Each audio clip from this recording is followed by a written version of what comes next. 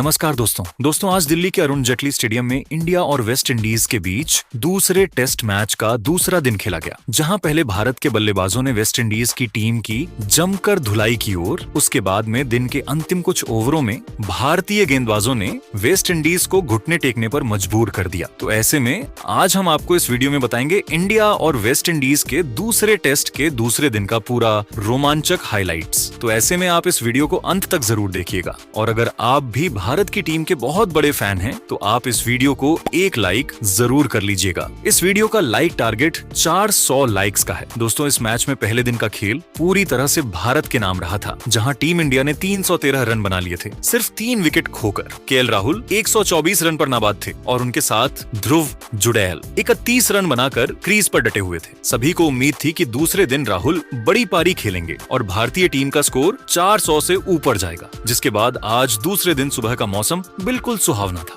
हल्की धूप और पिच पर थोड़ा सा नमी का असर। जैसे ही दोनों बल्लेबाज इस मैदान पर उतरे, दर्शकों के बीच जबरदस्त उत्साह देखने को मिला। केएल राहुल के हर कदम पर स्टेडियम में तालियों की गूंज सुनाई दे रही थी। राहुल ने शुरुआत से ही अपने अंदाज में बल्लेबाजी की। क्लास, टाइमिंग और एलिगेंस से भरपूर हर शॉट देखने लायक था। कभी कवर ड्राइव, कभी स्ट्रेट ड्राइव और कभी स्क्वायर कट। गेंदबाजों के पास कोई जवाब नहीं था। वहीं दूसरी ओर ध्रुव जुरैल ने शुरुआत में काफी संयम से बल्लेबाजी की। वो गेंद को ध्यान से खेल रहे थे, ज्यादा जोखिम नहीं ले रहे थे और सिंगल डबल के सहारे स्ट्राइक रोटेट कर रहे थे। राहुल स्ट्राइक पर आते तो रन अपने आप निकलते चले जाते। धीरे धीरे भारत का स्कोर 350 के पार पहुंच गया और राहुल ने अपना 150 रन का आंकड़ा भी पार कर लिया। अब लगने लगा था कि आज दिल्ली में क्रिकेट प्रेमियों को एक शानदार दोहरा शतक देखने को मिलेगा। राहुल की बल्लेबाजी उस समय किसी क्लासिक टेस्ट क्रिकेट की मिसाल बन गई थी। वो गेंद को बस टच कर रहे थे और गेंद बाउंड्री तक जा रही थी। हर शॉट के बाद दर्शक खड़े होकर ताली बजा रहे थे। लेकिन जैसा कि क्रिकेट में अक्सर होता है, जब सब कुछ परफेक्ट लगने लगता है तभी कुछ अनपेक्षित हो जाता है। वेस्ट इंडीज के स्पिनर जुमिल वारिकान ने शानदार गेंदबाजी करते हुए राहुल को कवर पर कैच आउट करा दिया। राहुल ने एक बेहतरीन 154 रन की पारी खेली,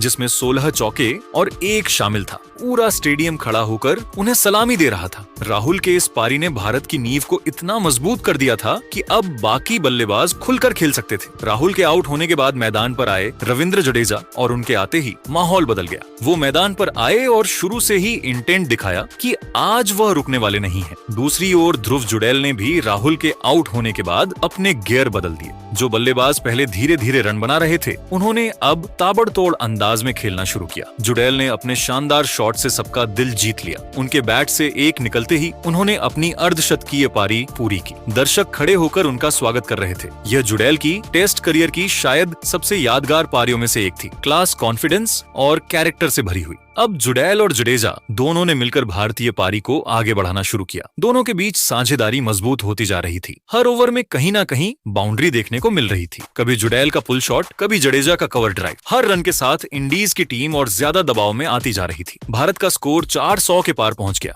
वेस्ट इंडीज के गेंदबाजों के चेहरे पर थकान साफ झलक रही थी। कप्तान ने हर संभव कोशिश की, स्पिनर लगाए, पेसर बदले, फील्ड बदली, लेकिन भारतीय बल्लेबाजों ने एक भी मौका नहीं दिया। रविंद्र जडेजा आज बिल्कुल अलग मूड में दिखाई दे रहे थे। आमतौर पर वो शुरुआत में थोड़ा समय लेते हैं, लेकिन आज तो शुरुआत से ही हमला कर दिया। स्पिनर्स की गेंदें जैसे ही थोड़ी सी भी शॉर्ट या फुल हुई, जडेजा ने उसे बाउंड्री के पार भेज दिया। उन्होंने लगातार 3 चौके लगाकर सभी को हैरान कर दिया। जडेजा की बल्लेबाजी देखकर ऐसा लग रहा था जैसे वह किसी वनडे मैच में खेल रहे हों। वो स्पिनरों को कदमों का इस्तेमाल करते हुए लॉन्ग ऑन और डीप मिड विकेट की दिशा में बड़े बड़े शॉट्स खेल रहे थे। कुछ ही देर में उन्होंने सिर्फ 43 गेंदों पर अपनी अर्धशतकीय पारी पूरी कर ली। पूरे ड्रेसिंग रूम में मुस्कान फैल गई, क्योंकि जडेजा का यह आक्रामक रूप देखने को बहुत कम मिलता है। वहीं ध्रुव जुड़ैल भी समझदारी से खेल रहे थे। उन्होंने जोखिम भरे शॉट्स खेलने के बजाय स्ट्राइक रोटेट करने पर ध्यान दिया। दोनों बल्लेबाजों के बीच तालमेल इतना अच्छा था कि फील्डर्स को रन रोकने का कोई मौका नहीं मिल रहा था। सेशन के अंतिम कुछ ओवरों में दोनों ने बेहद समझदारी से बल्लेबाजी की। उन्होंने एक भी गलती नहीं की और वेस्टइंडीज को कोई अतिरिक्त मौका नहीं दिया। गेंदबाज बार बार लगातार लाइन बदलते रहे, लेकिन ना जडेजा फंसे और ना ही चुड़ैल। दोनों ने धैर्य और आक्रामकता का बेहतरीन संतुलन बनाकर खेला और इस तरह दूसरे दिन के पहले सेशन के खत्म होने तक भारत का स्कोर 448 रन हो गया था, सिर्फ 4 विकेट के नुकसान पर। ध्रुव जुड़ैल 72 रन बनाकर नाबाद थे, वहीं रविंद्र जडेजा 55 रन पर डटे हुए थे। दोनों के बीच शतकीय साझेदारी अब बस कुछ कदम दूर थी। अब हर किसी को अब उम्मीद थी कि यह साझेदारी भारत को 500 के पार ले जाएगी। दोस्तों, दूसरे दिन का पहला सेशन पूरी तरह से भारत की टीम के नाम रहा। अब अगर अगले सेशन में जडेजा और जुड़ैल इसी तरह बल्लेबाजी करते रहे तो भारत की पारी 700 तक भी जा सकती थी। जिसके बाद दूसरे सेशन की शुरुआत हुई तो पूरे स्टेडियम में बस एक ही उम्मीद थी कि आज इन दोनों बल्लेबाजों के बल्ले से शतक देखने को मिलेंगे। दर्शक सीटों पर बैठे बैठे चिल्ला रहे थे, जुड़ैल शतक मारो, जडेजा दम दिखाओ, और मैदान का माहौल पूरी तरह गरमाया हुआ था। सेशन की शुरुआत में दोनों बल्लेबाजों ने सावधानी से शुरुआत की। जडेजा और जुड़ैल दोनों ने कुछ ओवर तक गेंद को ध्यान से खेला, लेकिन जैसे जैसे गेंद पुरानी होती गई दोनों का आत्मविश्वास बढ़ता चला गया। पहले कुछ सिंगल और डबल्स निकले और फिर धीरे धीरे चौकों की बौछार शुरू हो गई। भारत का स्कोर जल्द ही 450 रन के पार पहुंच गया। अब गेंदबाजों पर दबाव साफ दिखने लगा था। जडेजा और जुड़ैल दोनों ने पिच पर अपनी मौजूदगी ऐसे दर्ज कराई जैसे वह इसी पिच के मालिक हो। फिर शुरू हुआ जुड़ैल का तूफान। वेस्ट इंडीज के स्पिनरों के खिलाफ उन्होंने गियर बदल दिया और शानदार हवाई शॉट्स खेलना शुरू किया। उनका हर कदम आत्मविश्वास से भरा हुआ था। एक बार जब उन्होंने वारिकान की गेंद को आगे बढ़कर मिड विकेट के ऊपर से लगाया तो स्टेडियम में शोर गूंज उठा। इसके बाद तो मानो जुड़ैल रुकने वाले ही नहीं थे। उन्होंने लगातार कुछ चौके और लगाकर खुद को 99 के करीब पहुंचा दिया। दूसरी ओर रविंद्र जडेजा भी बिल्कुल अलग अंदाज में खेल रहे थे। उन्हें जब भी मौका मिला उन्होंने गेंद को बाउंड्री पार पहुंचाने में जरा भी देर नहीं की। वो खास तौर पर रोस्टन चेज और जोमिल वारकान के खिलाफ बहुत सहज दिख रहे थे। जडेजा के कवर ड्राइव और स्ट्रेट ड्राइव देखकर हर कोई मंत्रमुग्ध था। अब भारत का स्कोर 500 रन के करीब पहुंच चुका था। दर्शक उत्साहित थे क्योंकि दोनों बल्लेबाजों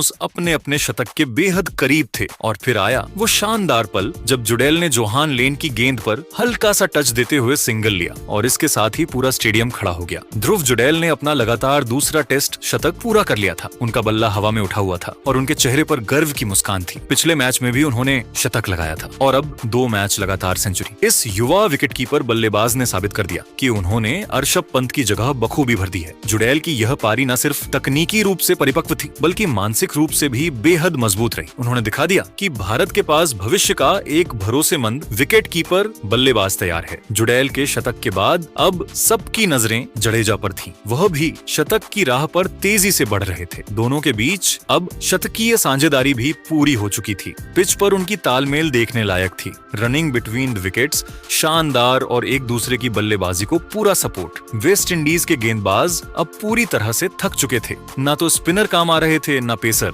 गेंदबाजों के चेहरे पर थकान और निराशा दोनों झलक रही थी। फिर आया वो पल जब जडेजा ने अपनी बल्लेबाजी का असली रंग दिखाया। रोस्टन चेज के एक ओवर में उन्होंने बैक टू बैक 2 शानदार जड़ दिए, एक मिड विकेट के ऊपर और दूसरा लॉन्ग ऑन के पार। और इसके साथ ही रविंद्र जडेजा ने भी अपना लगातार दूसरा टेस्ट शतक पूरा कर लिया। पूरे ड्रेसिंग रूम से तालियों की गूंज उठी। कप्तान शुभमन गिल ने भी उठकर उन्हें बधाई दी। जडेजा ने एक बार फिर से साबित कर दिया कि वह सिर्फ एक गेंदबाज नहीं बल्कि भारत के सबसे भरोसेमंद ऑलराउंडर्स में से एक हैं। उन्होंने यह दिखा दिया कि जब टीम को उनकी जरूरत होती है वह बल्ले से भी उतनी ही मजबूती से जवाब देते हैं। अब भारत का स्कोर 550 रन के पार जा चुका था, लेकिन इन दोनों बल्लेबाजों का मन अभी भरा नहीं था। जुड़ैल और जडेजा दोनों ने एक ही इरादा कर लिया था कि सेशन खत्म होने से पहले भारत को 600 रन के पार पहुंचाना है। उन्होंने रन बनाने की रफ्तार और बढ़ा दी। अब हर ओवर में बाउंड्री देखने को मिल रही थी। जरा के कवर ड्राइव, पुल शॉट और स्वीप, हर दिशा में चौके निकल रहे थे।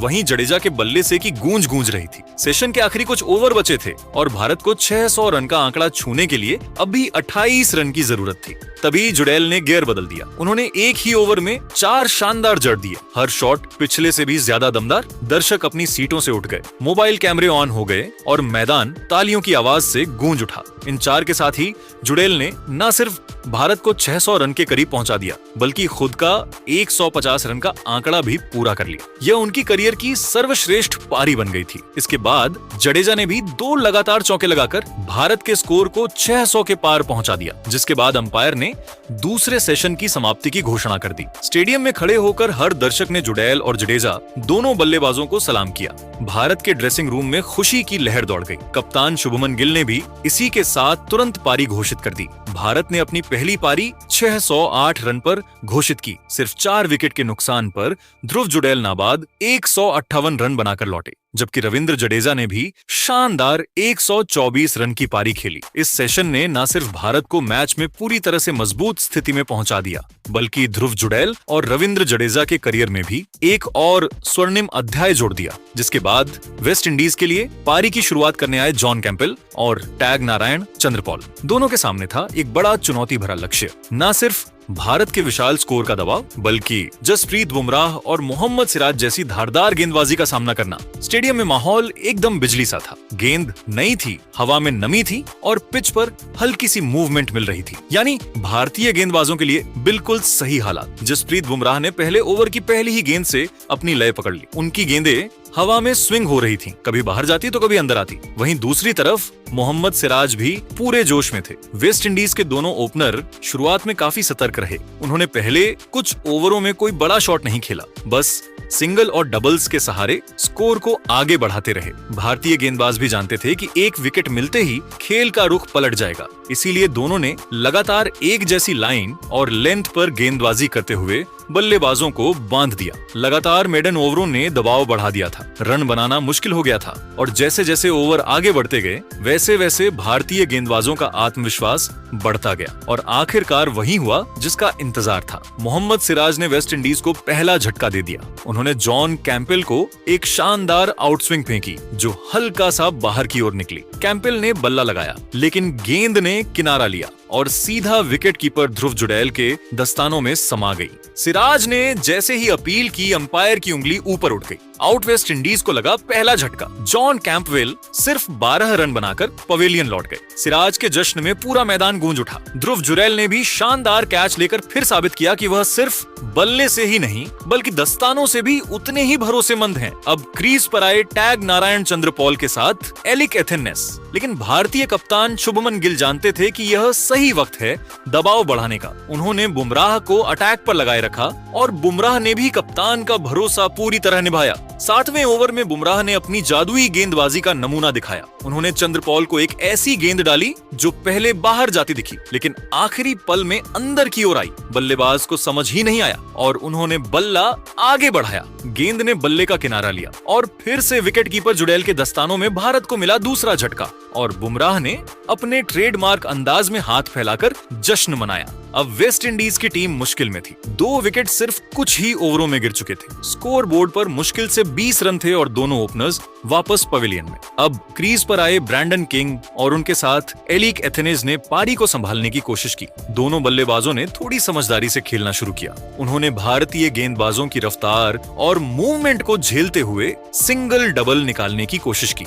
धीरे धीरे स्कोर आगे बढ़ता गया। दोनों ने मिलकर वेस्ट इंडीज का स्कोर 50 रन के पार पहुंचा दिया, लेकिन रन बहुत धीमी गति से आ रहे थे क्योंकि भारत के गेंदबाज हर ओवर में दबाव बना रहे थे। बुमराह और सिराज के बाद शुभमन गिल ने गेंद जडेजा को थमाई और फिर शुरू हुआ स्पिन का जादू। रविंद्र जडेजा ने आते ही अपने क्लास का प्रदर्शन किया। वो हर गेंद पर बल्लेबाजों को सोचने पर मजबूर कर रहे थे। उनकी गेंदें टर्न भी ले रही थी और सीधी भी जा रही थी। ब्रैंडन किंग जो अब तक कुछ सेट लग रहे थे, जडेजा की एक गेंद पर चकमा खा गए। गेंद हल्की सी टर्न हुई, बल्ले का किनारा लगा और स्लिप में खड़े के एल राहुल ने शानदार कैच पकड़ लिया। वेस्ट इंडीज को लगा तीसरा झटका। ब्रैंडन किंग 25 रन बनाकर आउट हुए। अब स्कोर बोर्ड पर 71 रन थे 3 विकेट के नुकसान पर। एलिक एथेनेस हालांकि डटे रहे। उन्होंने धैर्यपूर्वक बल्लेबाजी जारी रखी और दिन का खेल खत्म होने तक नाबाद रहे। दिन के अंत में वेस्ट इंडीज का स्कोर था 71 रन 3 विकेट के नुकसान पर। अब भी वेस्ट इंडीज की टीम भारत से 537 रन पीछे थी। बाकी भारत के गेंदबाजों ने एक बार फिर साबित कर दिया कि वो किसी भी पिच पर अपनी सटीक लाइन और लेंथ से विपक्षी टीम को परेशान कर सकते हैं। तो दोस्तों, आपके हिसाब से आज टीम इंडिया के इस कमाल के प्रदर्शन का हीरो कौन था? अपनी राय कमेंट में जरूर बताइएगा और ऐसी रोमांचक हाइलाइट्स के लिए हमारे चैनल को सब्सक्राइब करना बिल्कुल भी मत भूलिए। धन्यवाद।